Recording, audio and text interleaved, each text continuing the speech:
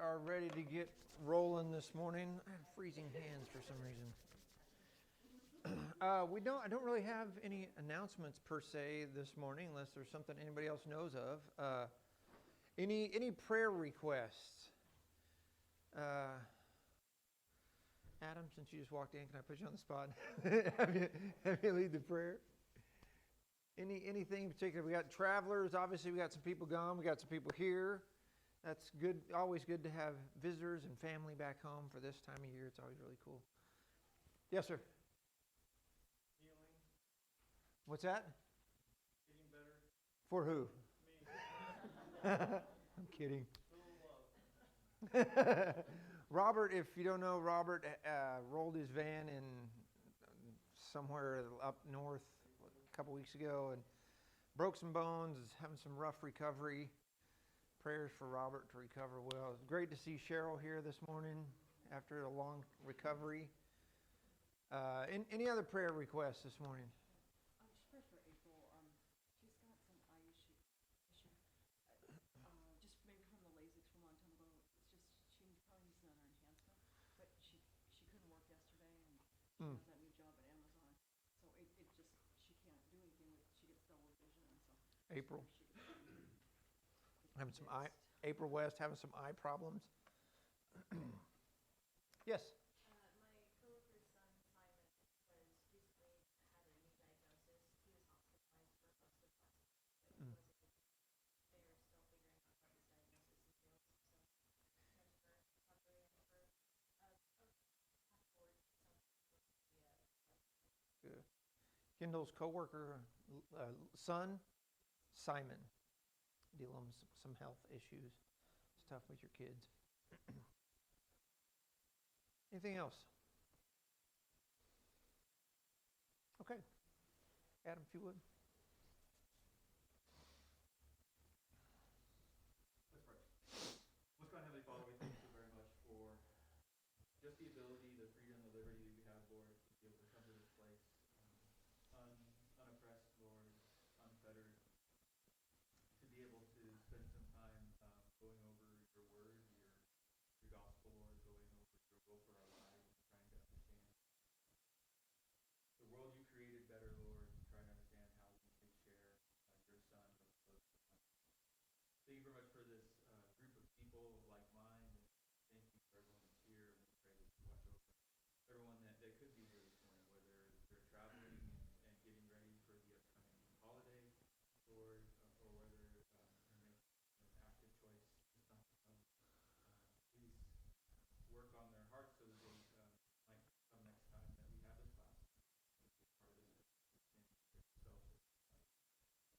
Be with the travelers as they're making their way to their destination. Keep them safe and also keep them safe coming back. Be with us as we celebrate this holiday. Help us to be able to enjoy time with our families, Lord, but also focus and be reminded of the many things that we're thankful for this week, that many, all of them, from you as the author and creator of this world and our world. Heavenly Father, be with Rob and April and Simon as they're all dealing with health issues. We're so very thankful that Rob made it through his accident with as little damage as he did have, Lord. But we know that he's suffering through the recovery that he's going through, and we pray that continues to happen quickly.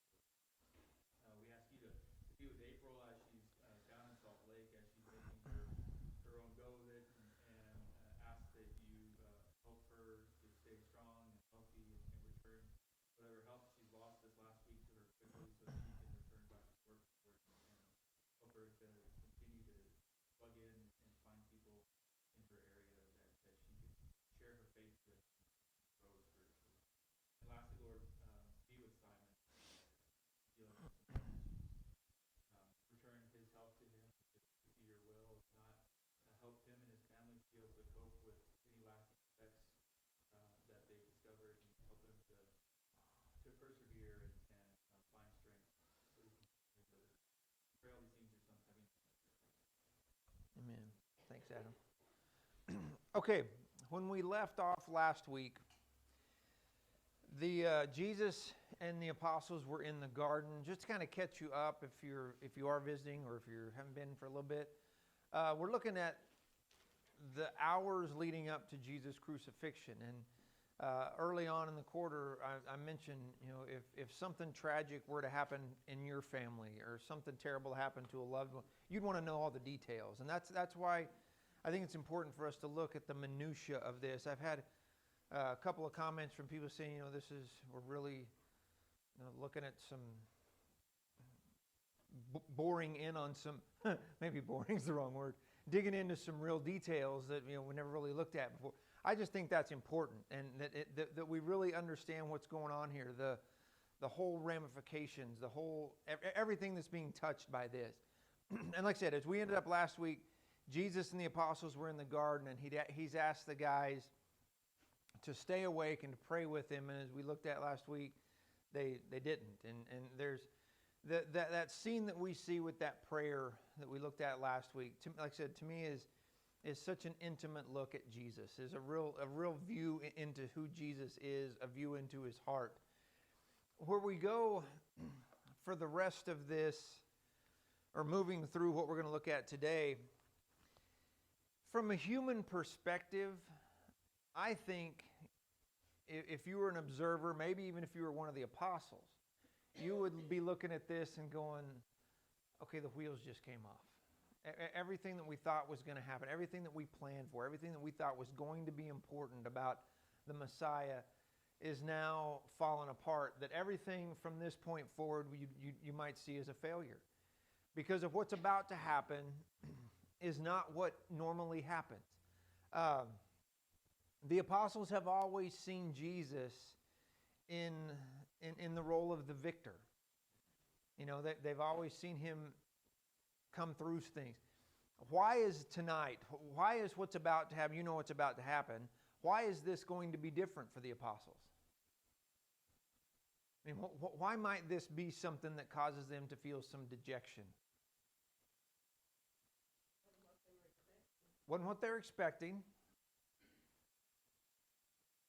How many times have we seen Jesus have a mob surround him and he walks right through them? How many times have we seen Jesus, be threatened to be killed and he's just not there anymore, or he just somehow gets through, however that works.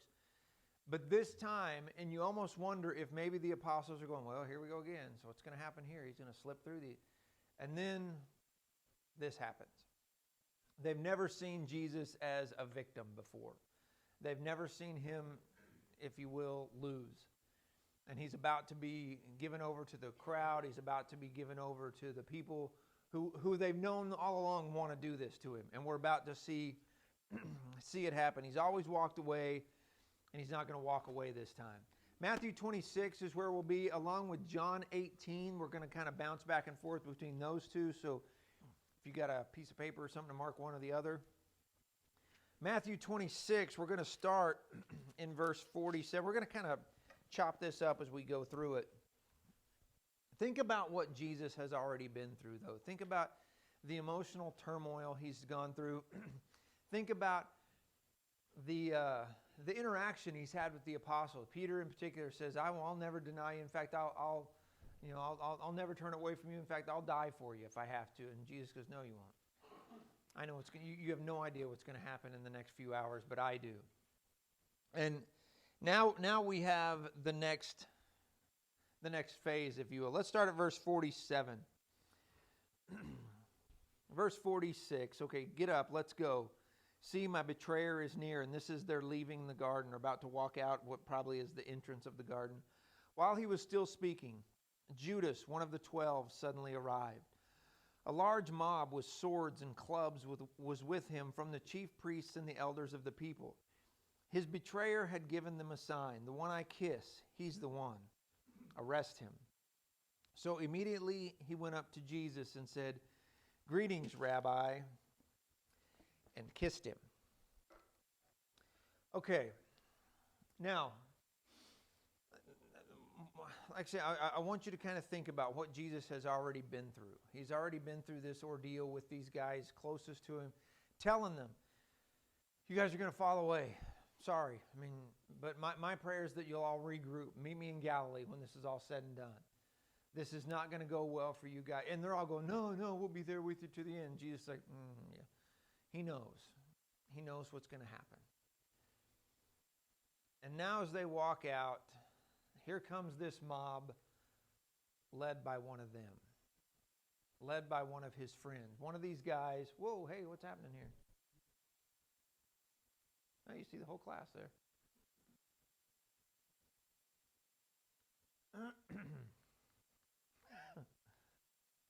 I'll rewind here. One more. Okay, let's go with that. Look at verse 47. What's interesting about the description of Judas there? How's he described? One of the 12. Jesus knows what he's about to do. Matthew, this may be an identifier. He's called one of the 12 in all the Gospels. The only other person who's ever referred to with that phrase is Thomas, when Thomas doubts, which is, I don't know, it's just kind of interesting. This may be just kind of a way to say for Matthew to say, this is the Judas that's one of us. But it may be for Matthew to say, this is Judas that was one of us. To say, look at the depth of what's happening here. This is not some stranger. This is not even some Jewish leader. This isn't some high priest or somebody that Jesus has known. This is one of the 12 that leads this mob, this group that comes to Jesus and is ready to end this thing. This is showing, I think, this helps us see at least the depth of the betrayal that this is. That this is one of the people who has traveled with Jesus, who has seen the things that Jesus has done, and is still the one leading this group to come arrest Jesus. What do we know about Judas? I mean, you think, what do we know about Thaddeus? Nothing, I mean, hardly anything about some of the apostles. What do we know about Judas? He was a thief. We know that. What else do we know? He was a treasurer. He kept the money back. Yeah, not only was he a thief, he was the one assigned to keep the money. What does that tell us that they thought about Judas? Trustworthy. Yeah, he was trustworthy. He was just one of the guys. In fact, they thought he was they saw him, he was well respected enough for them to give him the cash box and let him carry the thing around or whatever it was. They didn't know what we know about Judas. They didn't know Judas was a thief until after the fact. They didn't know Judas was plotting to have Jesus arrested until it happened. They don't know Judas is who he is, even in the upper room. We looked at that a couple weeks ago. When Jesus says, the one who dips his bread with me, he's the one who's going to be... And even then they're like, is it me? Really, is it me? I mean, I don't think it's me, but is it me? And Jesus, they don't seem to get it. And then here he is, walking up with a mob. Just one of the guys. He's one of them. Mm-hmm. I know you guys all know this, but in Acts 1, it says, for he was numbered with us and obtained a part in this ministry. Yeah. I mean, just another. Yeah, in Acts chapter 1, it describes further. He was one of them. He took part in their ministry. He was one of the guys. So you have to wonder at this point what the other apostles think when they see Judas leading this mob. I don't know. I mean, when you start to think about some of those personal details, it kind of makes my skin crawl. It kind of just, it's like, I mean, I don't know if you've ever been in a situation where you see like one of your friends starts dating an ex-girlfriend or whatever, or ex-boyfriend or something, and you're like, man, this has got to be like 50,000 times that. Because think about, too, what he's bringing. Because to make this worse, it's not just Judas bringing a couple of priests. It's not just Judas bringing a handful of people. Judas is bringing a mob that is prepared for violence. They're carrying clubs. They're carrying swords. Now, Luke will tell us, I think it's Luke. Okay, flip over to John. Maybe it's John. John 18. Yeah. John 18:3 says, so Judas took a company of soldiers and some officials from the chief priests. Those officials from the chief priests, your Bible might even have a footnote. These are like the security officers at the temple. These are like cops. These are the temple police. So Judas isn't just bringing some ragtag mob with brooms and pitchforks, it's not that kind of mob. That might be part of it, but this is a company of soldiers. This is an organized event. From the chief priests and the Pharisees, and came there with lanterns, torches, and weapons, John says. So how large was this crowd? I have always kind of looked at this as kind of an unruly mob with a couple of chief priests and maybe a couple of soldiers. This crowd could easily have been in the hundreds. Why? Why bring all these people to come arrest Jesus?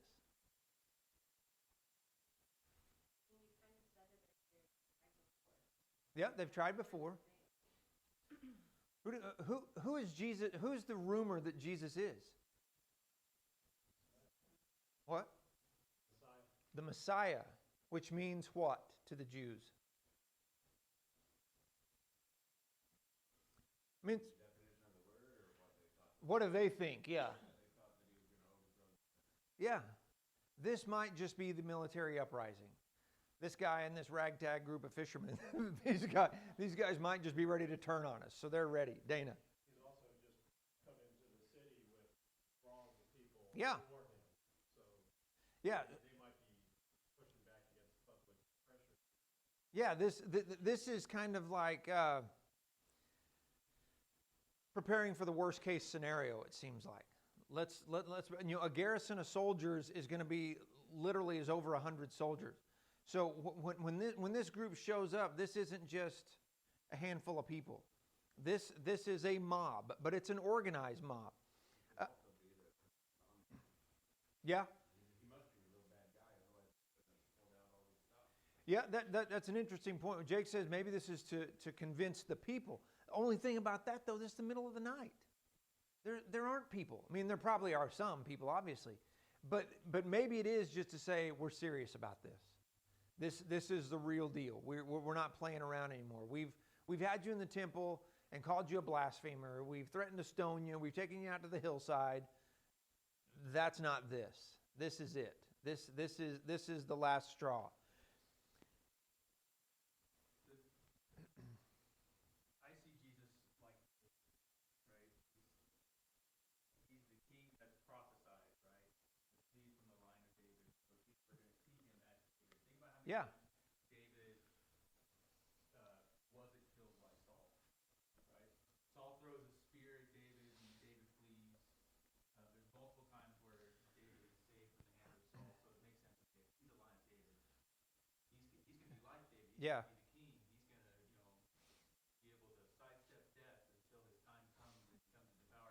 Even to the point where, like, Saul gets jealous of David when they enter into Jerusalem after wars. Yeah. Saul's killed his thousands. David's killed his tens of thousands. Yeah. How are people thinking of that when Jesus enters Jerusalem and there's this triumphal entry? He hasn't killed anybody, but it's probably the same sort of pomp and circumstance that David and Saul had when he came into it.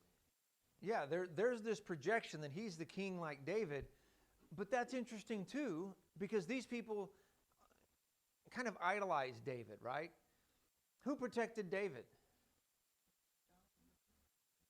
Really, who protected David? God did. Matthew 26:53 says this. We're skipping ahead just a little bit. But Jesus says this to Peter after what he does here in a minute. Or do you think that I cannot call on my Father and he will provide me here and now with more than 12 legions of angels? There's our 10,000 angels. But what Jesus is saying is, I don't care how big this mob is. If I don't want to go, I'm not going. And that's just the truth.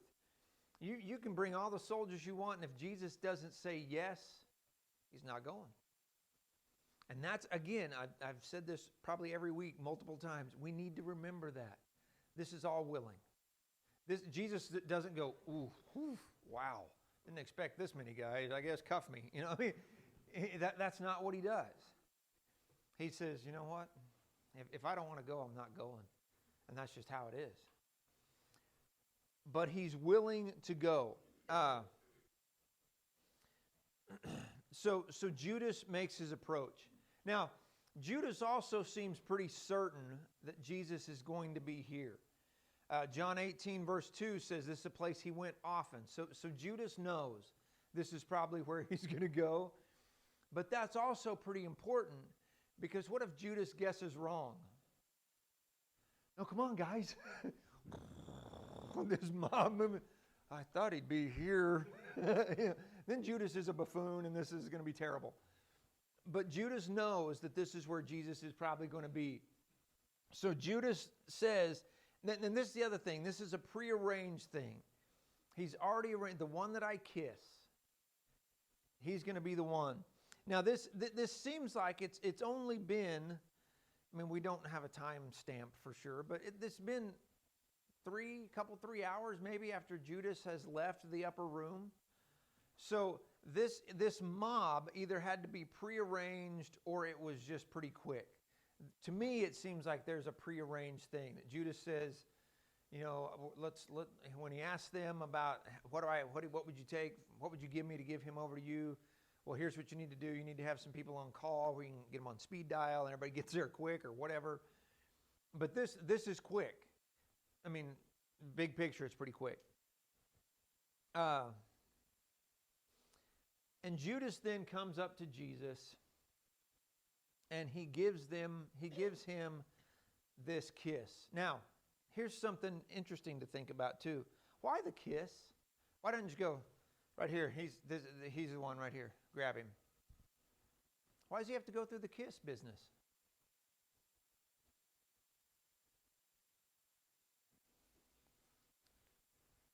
All speculation. Yeah. Yeah. I think that he's pushing Jesus program.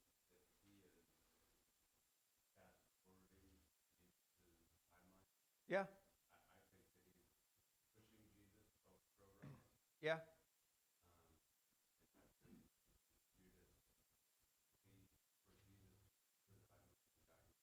Yeah. Yeah, and there's a lot of speculation that maybe Judas is thinking this whole time that I know he's the Messiah. I know what he's going to do. Let's just fast forward this thing a little bit. And when I give him this kiss, I'm going to show him that respect. And he'll go, yeah, Judas, okay, you were right. And later everything will be worked out. Dana. Knowing his nature as a receiver, it could be he's playing both sides. So if he comes and Jesus obliterates everybody, they forced me here. Yeah, exactly. I wasn't with them. Yeah, it could be he's playing. And I think there's probably a little bit of that too. What has Judas just heard all the other apostles say in the upper room? Huh? Yeah, is it me? But what did they say about Jesus turning away from Jesus? None of us. We will not do. We won't let you be harmed.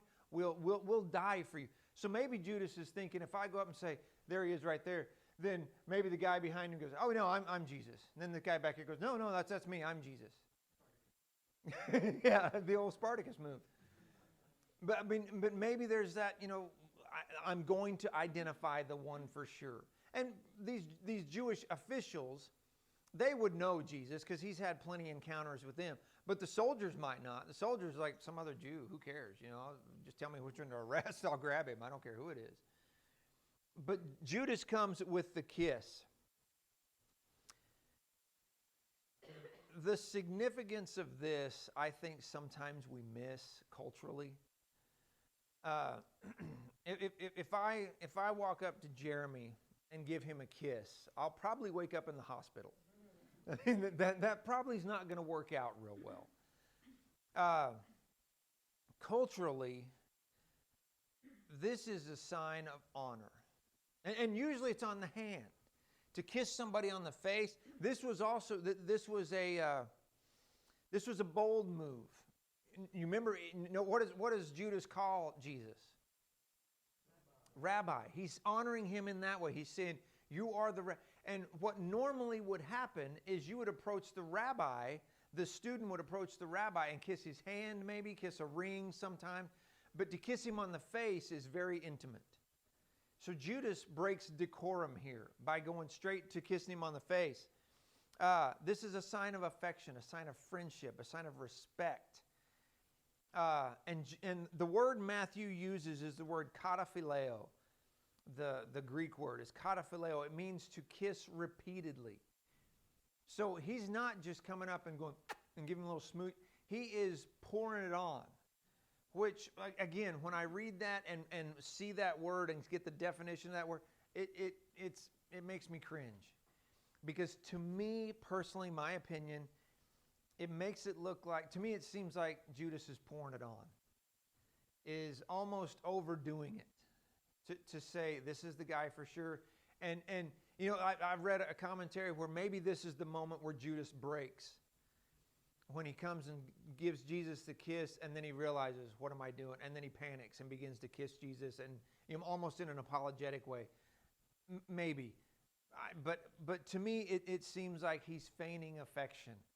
This is the same word that's used when Jesus is at the house of Simon the leper, when the sinful woman washes his feet with her hair, and she kisses him all up. It's repeated. It's not just a smooch. This is a depth of emotion being shown here. Yes. Here also it's the ultimate in, you know, God people always went away from him. This is almost even so much deeper of the lack of, because it's somebody you trust. Oh yeah. And then, I mean, as a human, to be betrayed. There's lots of movies of people being Yeah.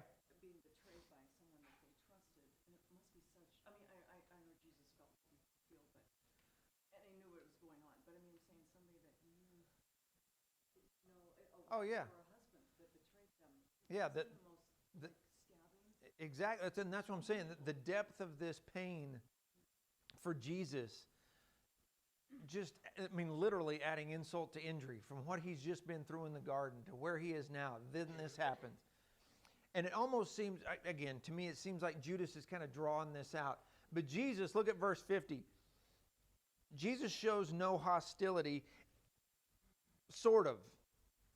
He says, verse 50, friend, Jesus asked him, why have you come? Now, the word that Jesus uses for friend there is also interesting. The word for friend is philos, like Philadelphia, brotherly love, that kind of deal. Philos. That's not the word Jesus uses here. When Jesus is in the upper room and he talks to them about you're my friends and not the friend and master thing, that's the word philos right there. Here he uses the word heteros. It's the word for comrade or companion. It's very formal. It's very much it's almost aloof. I mean, it's not Jesus being mean, but it isn't Jesus returning the affection, in other words. Jesus is using a different term here, a different word. And then he says, why have you come? Why does he ask him that, you think? Do what? Make him confess. That's what I think. To give him some accountability. To show all these other apostles, what are you doing here, Judas? Are you willing to just come out and say it? And in Matthew's account, he doesn't. They just arrest him. Judas doesn't say anything. It seems like he's trying to get Judas to own up. To say, okay, here's what I'm doing here. Now, but you notice that Jesus, there's no name calling. Jesus doesn't call him a traitor, doesn't berate him. I mean, in fact, he calls him comrade, companion, whatever. And then he just says, what are you doing here? What is this all about? I mean, and again, Jesus knows. Yes? The New Living Translation says, my friend, go ahead and do what you want. Yeah. Yeah, and that just makes it into a statement. Because Jesus is, the question that most translations have, I think is hypothetical. Jesus knows. He's just saying, let's do this. Dana? I think in a way with that connotation to what's important to Jesus, he is kind of telling him, maybe you used to be my friend, now you're just my foe. Yeah. He's definitely, well, I'm sorry, go ahead. Well, just somebody that I'm acquainted with, that. So I think it does give a kind of an air of, you're not that. Yeah, exactly. He's not returning what Judas is sort of dishing out. But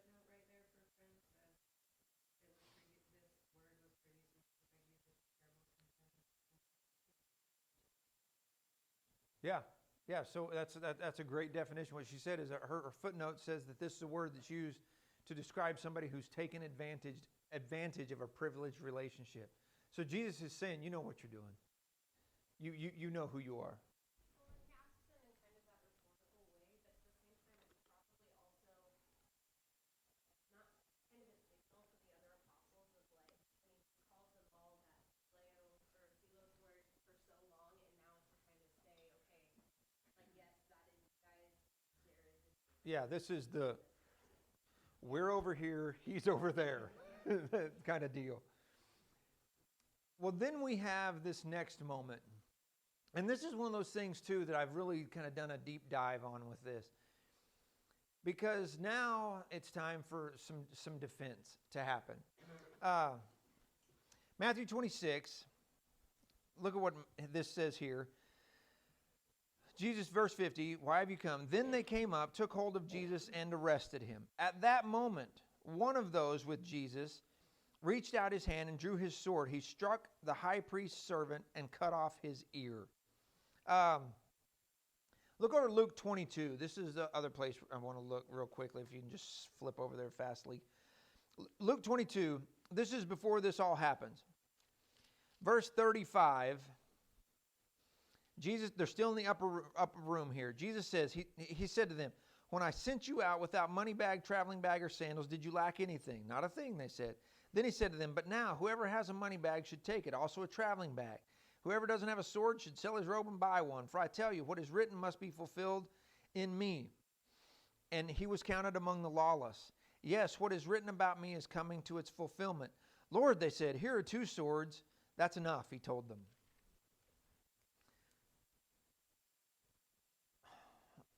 This to me is weird. It almost seems like Jesus is telling them to arm themselves. But I think if you look at it more, he's telling them to prepare themselves for what is coming after this is all over. That's my opinion. You agree, disagree, whatever you want to do. It seems like he's saying, you guys got to be ready for what's coming at you guys. Maybe not that moment. But when they say, here's 2 swords, Jesus says, it's enough. What's he saying there, you think? Again, this speculation, I get it. I mean, because if Jesus knows he's going to be arrested by a mob, is 2 swords enough? No, 2 swords is just a bad idea. I think there's a lot of stuff, there are things that we know, we can go back and see in the prophecies that are foretold. There's details, though, that are not necessarily given to us in the Scripture. Yeah. But that doesn't mean that Jesus doesn't know every single one of those details. Right. And he knows that one sword's going to be all that it takes to go, what's supposed to happen. Yeah. Yeah. He knows that 1 or 2 swords is fine because it's not going to make any difference anyway. But there's something that has to happen that'll work out. Well, and kind of in that way, I agree with you saying he's talking more in the future when he's saying prepare yourself. And so I think when they bring up, oh, well, right now we have these. Yeah. And he's like, okay, great, like that's enough for now, but there are those prophecies that will be fulfilled, and so we don't then have to take time. Yeah. Yeah. Maybe it's okay. Yeah. Now, let me ask you this. Think about it this way. This is something I just want to throw out to you. When you were a kid, did you ever harp on your parents for something? Okay. Let's just pretend you did. Can we go to the movies? I want to go to the movie. Can we go to this movie? I want to see this movie so bad. And your parents go, enough. What does that mean? Does that mean that is the exact amount of complaining I needed to hear in order to fulfill your... No, it means shut up. It just means stop. Maybe that's what Jesus says, it's enough. That's not what I'm even talking about right now. Again, that's just speculation. That's somebody else's idea I read. But I was like, maybe that's Jesus just going, enough. I'm not telling you to arm up. You're not going to save me from what I'm about to do. I'm going to do this. So bring all the swords you want or bring 1. Don't bring any. It's not going to make any difference. Enough.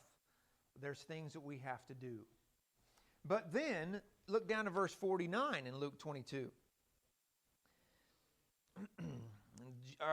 Jesus says to Judas, this is another thing we kind of skipped over. Are you betraying the Son of Man with a kiss? When those around him saw what was going to happen, they asked, Lord, should we strike with the sword? And then Peter does. You have to wonder maybe what made him think this was going to work. I find it interesting in John, you read right before Peter strikes someone with a sword, Jesus approaches the mob and he's like, who are you guys looking for? They're looking for Jesus. He says, I am he. And they all fall over, all 100 of them fall over. That's next.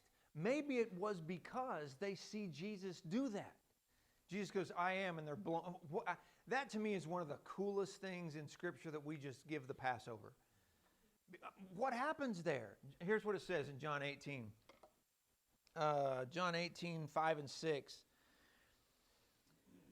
Verse 4, then Jesus, again, knowing everything that was about to happen to him, went out. He approaches them and says, who is it that you're seeking? Jesus of Nazareth, they answer. I am. And your translation probably as is he, but it's not there. He just says, I am. Judas, who betrayed him, was also standing with them.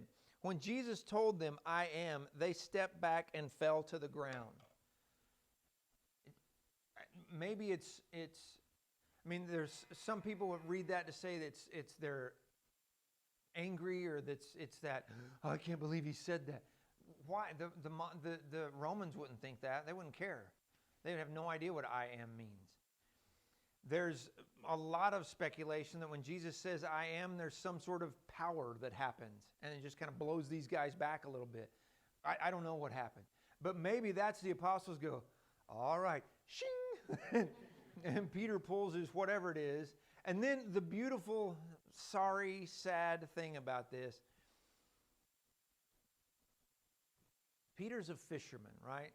Now, fishermen carried knives. That was very common to see, even a short sword, because it's part of work. Was Peter, do you think, was Peter doing like the Zorro thing, to where he's so skilled with the sword that he goes, pshing, and slices the guy's ear just to make a statement? No. I think he was trying to take somebody's head off. And he's like, ugh! He doesn't know what he's doing. And the guy goes, oh, what was that? I think it's almost kind of, obviously this whole situation is not comical at all, but almost the way the New Living Translation says it is almost kind of funny. Like in verse 49 of Luke 22, it says, when the other disciples saw what was about to happen, they exclaimed, Lord, should we fight? We brought the swords. Yeah. Like it's almost kind of that, scene in Lord of the Rings when the hobbits go to the Yeah. hotel room to, and then one has like a stool. Chair. It's just like they're so like vocally unprepared to do, but they're like ready to spring into action. Yeah. It's not funny necessarily, but it's like, I mean. Yeah, it is. Kind of. Yeah, but, I mean, yeah. Well, but like I said, they see something happen with Jesus that makes them go, okay, this is our move. Well, I think between these two verses, referencing back to Luke 22, verse 35, I think what he's saying is like, just trust me. Yeah. 2 swords are going to be enough, because he does know. And so you would think at this point, and he has to actually tell Peter, but you would think at this point, if Peter has heard these prayers that he's been saying, but then he still has to, you're jumping ahead, but he still has to tell Peter, like, I'm going to take this up. Yeah. He still has to tell him this. Yeah. Put it away. He was saying, trust me with 2 swords. You're not going to need to fight. Yeah. So it's funny that Peter even makes a move or anything. It's so because Peter. Jesus has already said, just trust me, you're not going to need me. Yeah. Yeah, and then Peter brandishes the sword anyway. Tommy. Given Jesus' response and said, I'm the one, the kiss was not even necessary. Yeah. Yeah, and the kiss wasn't necessary. The mob wasn't necessary. And that, again, that's an insight that they didn't have that we do. Jesus was ready for this. He knew this was coming. They could have come with 2 or 3 guys and said, hey, we're here to arrest you. He went, okay, it's time. Jesus was clearly ready for it, but I think while it's funny, at the same time, one, Jesus knocks everybody back, and I personally think it's a display of power, kind of saying, I'm going to let you take me. I could Yeah. knock all of you out right now, but I'm going to allow you to take me. But 2, in seeing that, the apostles, they were ready too. They didn't know what they were ready for, and they were ready for the wrong thing, but they were 100% ready to fight with all that they had, believing that it's Jesus, they were going to win. Yeah, that this was even possible. When you look at Jesus' comment, what might spur Peter on, because that's the point where Jesus says, I'm who you're looking for, let these guys go. Yeah. Well, you look what he says to Peter in verse 52. Jesus told him, put your sword back into its place because all who take up the sword will perish with the sword. There's almost a rebuke there. I was going to spend more time on this, but I don't have the time. There's a good message right there for us to remember. Let's make a modern day application. There's never a time, Jesus rebukes him like he's doing something wrong. This isn't okay, Peter. There's never a time where it's okay to break the law to protest injustice. That's what Peter's doing. And he says, don't do that. This is not what we're here to do. Violence toward another person, violence toward property, it's not okay for us as Christians. If there's some injustice we need to protest, do it a different way. But Jesus says here, put your sword away, Peter. What are you doing?